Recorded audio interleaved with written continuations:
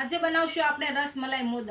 તો આપણે બનાવવાની શરૂઆત કરશું। તો આ પનીર લીધું છે અને આ કેસરવાળું દૂધ છે।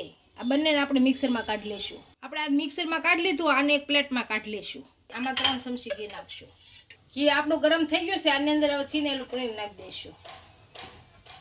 હવે આની અંદર 1 વાટકો મિલ્ક પાવડર નાખીશું, 1 વાટકી ખાંડ નાખીશું અને ભેળવી નાખીશું।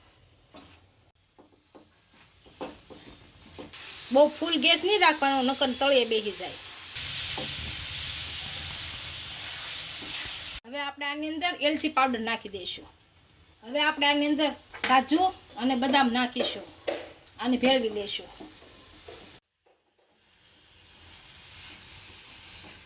આને હવે ગેસ બંધ કરી અને નીચે ઉતારી લઈએ એટલે એકદમ ઠરી જાય।